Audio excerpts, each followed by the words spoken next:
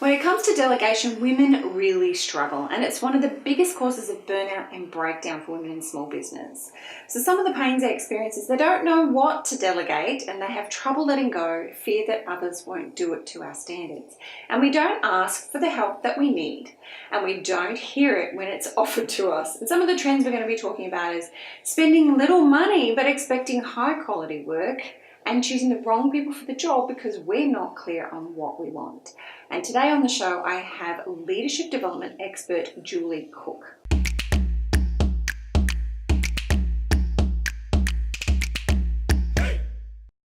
Welcome to the show, Julie. Thank you for having me. Very excited to be here. So tell us a little bit about you and why we should listen to you and your advice. So why we should listen to me. So basically anything that you could do wrong in leading people, I've done it. Oh. So I have micromanaged. I have been the person who yelled at my people. I've burnt out everything. And I got to a point where I went, this isn't working. So then I spent the next probably 20 years actually trying new techniques and going, what works and what doesn't. So I'm not someone who's just went, I've read a book.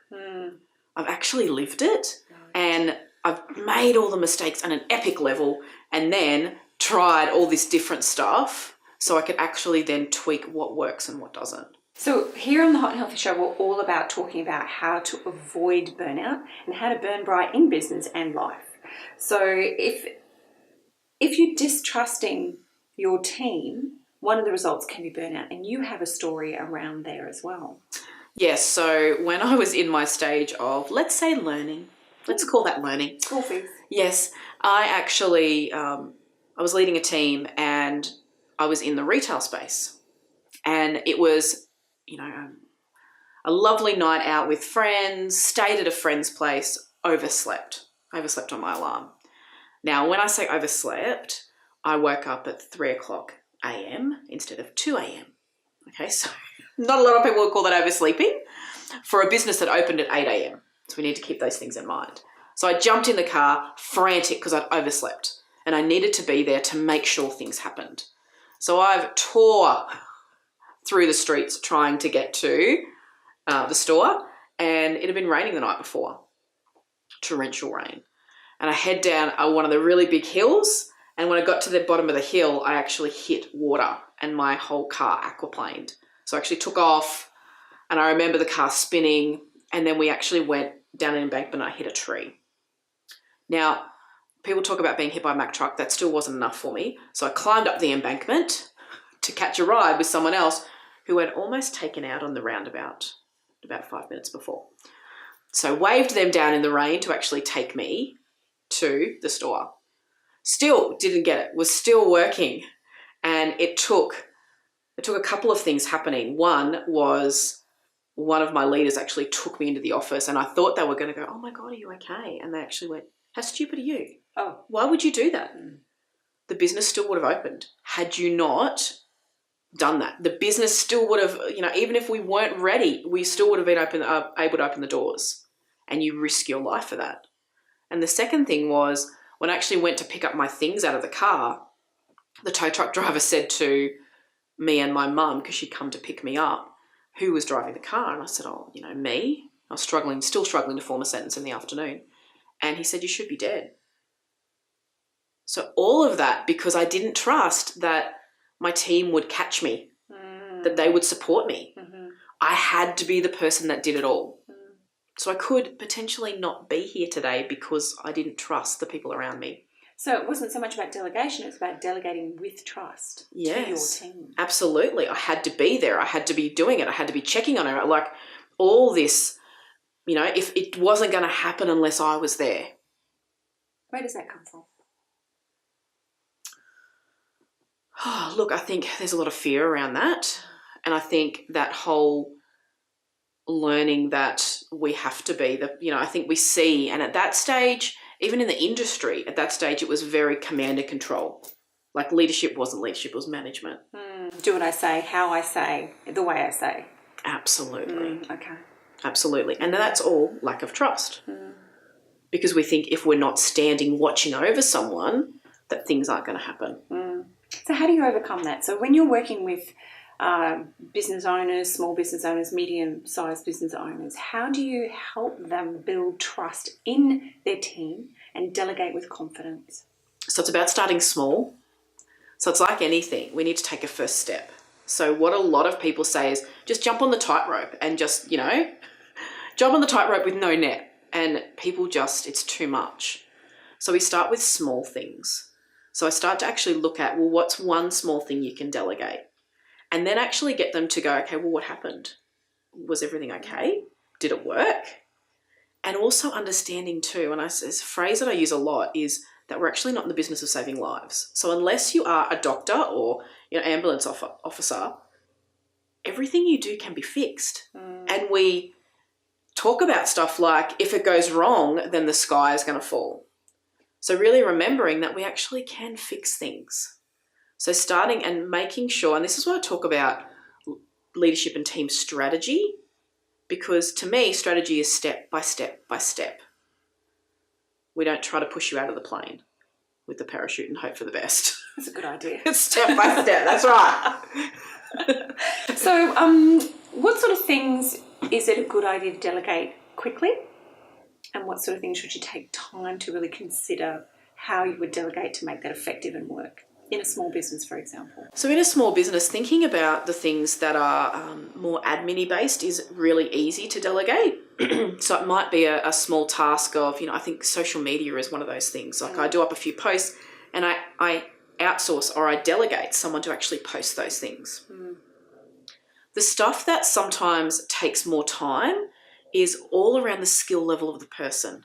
So I talk a lot about connection, because the more I know about the people who are working with me, the more I know, well, I need to spend time with them around that. So it might be anything client facing. A lot of the times is stuff where business owners get very, it's just about even answering the phone.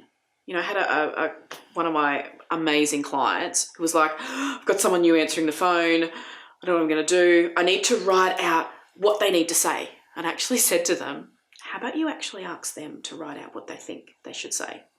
And then you can tweak. So a lot of the time saving is actually going, well, let's see what they know rather than just telling them. And then when they bring it to you, you have a conversation rather than you give a direction. So it actually builds the relationship as well. So what sort of things should you not delegate in a hurry? I think anything that heavily affects your revenue. So it might be something around your finances. It might be stuff around how you invoice and things like that can really, we know as business owners, cash flow is really important. And anything that we may have a really adverse reaction to if it doesn't go right. Because the worst thing you can do when things don't go well is blow up. Because we actually learn through making mistakes. So we need to understand that when we actually delegate, and this is why we start small, people are not going to be you. They're not going to do it the same way as you. My husband tells me quite often, just because that's the way you do it doesn't mean it's the only way to do it. Oh, really? Oh. Yes. So that could be one of the challenges in a small business, particularly if it's a Absolutely. business that you started because you were very passionate about making a difference. Absolutely. That, it came from your heart and soul, it came from your mind, and you might be thinking, nobody can do it as well as I can. Nobody is as invested as I am. Nobody can buy into this vision. Nobody's going to feed this baby at nighttime at 2 a.m. in the morning like I would. And oftentimes we associate that connection with our business, particularly as women, that it's mine, it's my baby, I got to take care of it. And the other thing is, maybe nobody else should do it either as well as me, because that's also a risk. What if they do it better than me? And that's something I hear a lot. So will I be then redundant in my own business or in my own idea? And another one is around they're not going to put their heart and soul into it like I would. So this vision, this passion that I have really requires me to be driving it, which is a very masculine-based approach to leadership. What are your thoughts around that? I think a lot of business owners, and especially women, they're very worried about people leaving them. So they're very worried about, well, what if I show this person, what if I spend time with this person and they leave? And they find it very jarring when I say to them, everyone is going to leave your business and that's okay. What? Oh. Because That's just the circle of life. That's how things happen. But normally when someone leaves your business, someone else amazing comes in. So seeing that time as investment, as you growing as well, because, you know, it may be really difficult to delegate this thing to this person, but the next time you have to do it, you're going to be better. It's going to be easier. It's going to be quicker. So yes, someone may not love your business as much as you, but the one thing that I see business owners do time and time again is they don't share their vision. They share the task, and the only time they share their vision is in an interview. And the reality is the person is so focused on getting the job, they're not listening. So one of the things I really highly recommend is that on that first day you have someone, on that first conversation, you talk about the vision of the business. You talk about why you exist, and you talk about what you're there to achieve. Because you actually want someone to buy into your vision. Yeah, it's not their baby, but you want them to be able to look after the baby, like a nanny. Really? Absolutely. And a nanny still loves the baby. They just realise it's not theirs. So if they can buy into the vision, and then they can start thinking about the behaviours that go with it. Right. Because that's a big thing where you didn't behave the way I wanted you to, but they didn't actually understand what the overall vision was. And how they fit into that, you know, key role within achieving that vision for everybody. Absolutely. Because as much as we struggle to let go, and I guess this is the beauty, I sit on sometimes the other side where I go, is that person feeling really, really valued? Or are they feeling like, stay away, like all at arm's length? So that if you make someone feel valued, they will be loyal to you. I like that. And what are some easy ways that you can make somebody feel valued? One of the easiest is to say thank you. That's a tricky one, isn't it? And being thank you with being specific. So a lot of people say, thanks for coming today, or, you know, thanks for being here. That we don't actually hear. We filter that out. But thank you for something specifically that they did. You know, I've got virtual team members that I'll actually say, hey, this is a photo from an expo that I did. You did this design. Like, that's amazing. So recognition and validation with words. What about because there are different ways that people receive validation. So you do need to know, you know, different ways. Maybe a gift, maybe a word, maybe a pay rise. So you got to find out what motivates them. Why are they there?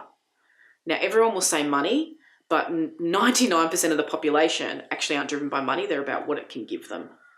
So someone will be, oh, I like to earn money because I want to be able to do nice things for myself. Well, that's their motivation. You know, giving them a facial or, you know, an afternoon off work or something like that can be absolutely massive to them. And it's small cost for us. Absolutely. To actually show them how valued that they are. So understanding what motivates people, and there's lots of ways that you can do that, but getting to know your people is really important and connecting with them. So if somebody is listening to this and they're thinking, well, you know what, I don't have a team yet, but I can feel that there's a time, or I can see that there's an opportunity for expansion, for growth, for time off for themselves as a business owner. Absolutely. And they're thinking, maybe I do need to look for a virtual assistant or a permanent or a part-time team member. When is the right time to do that, and how can they do that effectively with confidence? So as soon as you start thinking about it, it's time to start investigating it. Okay. One of the key things is thinking about what you actually want that person to do. So one of the highest things that I see people, they get a team member and they go, oh, what now? So thinking about what would you, if you had them, what would you get them to do? And to not put limits on things. So I don't have to have a full-time person. I started my first virtual assistant at 3 hours a week because that was all I could do. Different, you know, when you're in someone else's business than your own, to go, I need to part with this money. So start and build things up.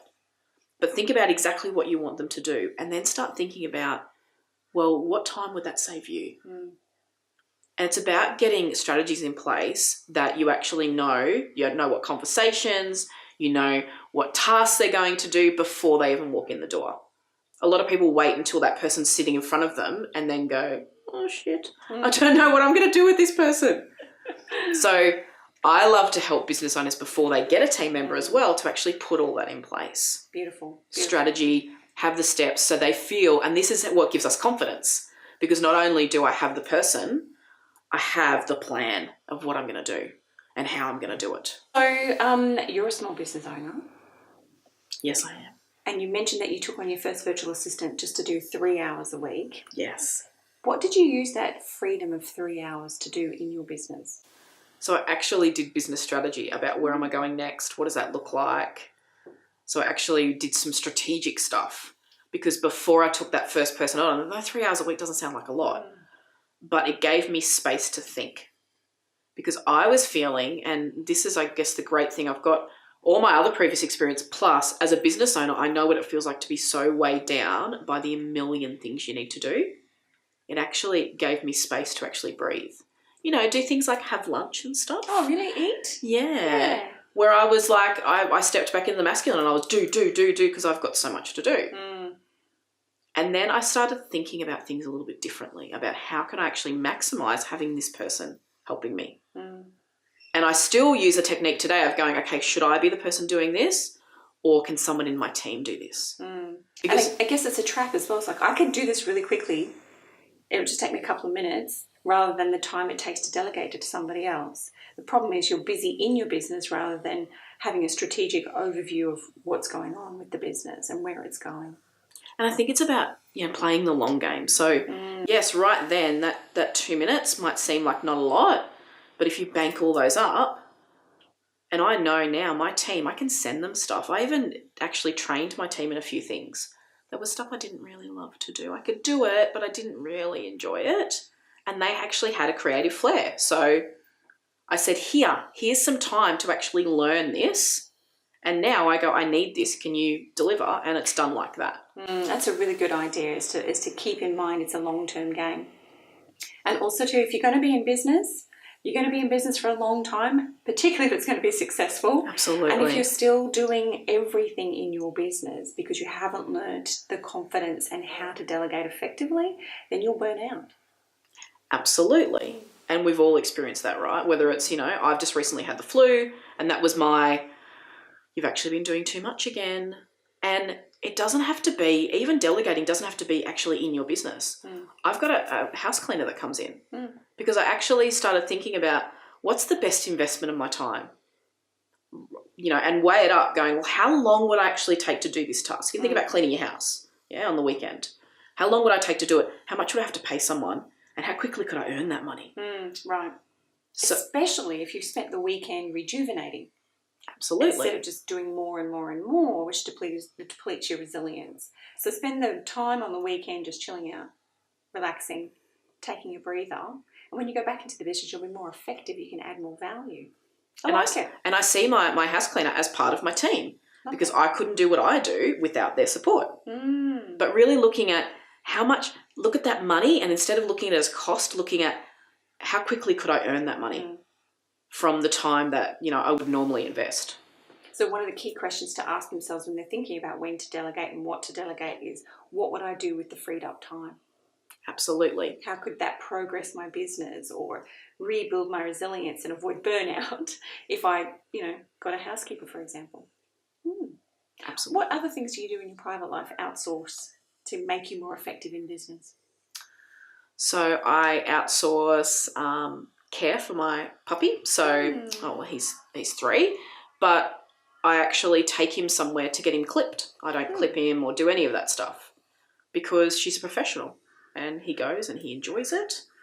And I don't look at the cost of that. I look at that as he's getting it done really well and she's supporting me in my business. It saves you time, which you can do spending, you know, rejuvenating and adding value to your business. Even if it's just going, I can think about my business because I'm not thinking about all the things I have to do at home that are attention grabbing, because we only have so much attention and so much time. Absolutely. Time and energy are the two, like our rarest commodities. So we have to really think about how we use those things. Beautiful. And so with your business, which is called Flying Colours Leadership, yes, what do you offer as a service? What services? So I offer a range of services because of my corporate background. So I can go into your business and I can create a workshop for you. So let's say you want to rejuvenate your team. I can actually create a workshop for your team and go and deliver it for you. But I do everything tailor-made. So all of that is done specifically for the business. I also have an online program, Build Your Dream Team, for those business owners. It's an 8-week program, a module a week. you could do it any time that suits you. For business owners who just want to start getting their thought process around, well, I've got millennials in my business, how do I deal with them? How do I, not push my team too hard? How do I not be bossy? All those really burning questions. And then I also do one-on-one work with people. So with business owners, having conversations and really getting down to, well, what do they need, and putting strategy towards it so that they can actually walk away with a really great plan and the confidence to go and execute it. Marvelous. And what sort of businesses, what size of business would come to you for those services? So for the workshops, it's normally the larger organisations. So I work with people like Woolworths and Salvo Stores and large organisations, but I have had smaller organisations come to me for that as well. And the strategy sessions, it can be from I'm starting my first team member to I have a team of 15 people. Because I started off just doing the corporate stuff, and all these business owners were coming to me going, oh, I don't know what to do. Help. Yes. So I love helping small business owners because we just don't know what we don't know. Yeah. And you can't know everything. Absolutely. And you can't necessarily learn it fast enough either when you're a small business owner. Absolutely. And the online program, who's that best suited to? So that's best suited for business owners that have got 2 or 3 team members and really want to maximise the people that they already have. Right. But you can have more team members if you want to jump on. Okay. So one of the risks of not delegating effectively is loss of time, loss of money, loss of confidence, maybe damaging the rest of the team. Absolutely. Burnout as an entrepreneur, small business owner, medium business owner, manager in a company. What other risks are there associated with not getting this right? So your whole business collapsing. So I hear a lot of business owners saying, everything went wrong and I completely downsized my whole business. Ooh, right. So they went from $1 million business to less than 100,000. So, and what people feel is that they never get the right people. But it's all about what happens when they come through our doors as well. And I'm not saying everyone's right for your business, of course not. But with these tools and techniques, you can actually work that out faster. So it can actually totally collapse your business, because if you don't have the right team, you think about a sporting team, the team doesn't work together, they don't win. Even if they've got a really star coach, they just don't win. So we need to make sure that everyone has the right education. And this is what I'm so passionate about, is making sure that we have more and more education around this, because there's so many, these conversations aren't happening enough. Yeah, they definitely need to happen more. And in terms of, you've got your business growth, you've got your business collapse as one of the risks. And there's also the risk that you just don't have a motivated team and you have good talent leaving because there isn't that confidence in the delegation and getting them to fulfill their full potential within your organisation as well. So they don't stay. They don't deliver and they don't stay. Absolutely. And Gallup recently did a study, $70 billion a year Australia is wasting every year on disengaged employees. Wow, that is massive. That's huge. For, you think about it, we can't afford as small business owners to be part of that. No. And we can't even afford to have people, not even disengaged, we can't even have people who are just flying under the radar. We just can't, we don't have the room for it. We have to have people who are high performing. So, every dollar counts, doesn't it? Absolutely. Particularly with the employee budget. Absolutely. Well, other than the building that you may be in, it's your biggest expense as a business owner. So, you think about it, if we don't manage our biggest expense, we can't rise to the success that we should be. So it's so vital. So instead of having people fly under the radar in their business, they want them flying colours. Yes. You want them to soar. So what would be a simple hack for a small business owner who was resisting delegation? Start asking the question about who is the best person to do this? And is this the best use of my time? Because we can all be caught. I do it as well. I was doing something in Canva the other day and I'm creative but not in Canva. And I spent 20 minutes on something and then went, oh my God, Julie, why are you doing this? Right. Because any one of my team could do that and did in probably 5 minutes. So just continually ask yourself, is this the best use of my time? Lovely. I love it. Thank you so much for being a guest on the Hot and Healthy Show. Thank you for having me. Where can people find out more about you? So they can jump to my website, so www.flyingcolorsleadership.com.au, or of course you can find me on Facebook. And LinkedIn. Yes. Yay. Thank you so much. Thank you so much for having me.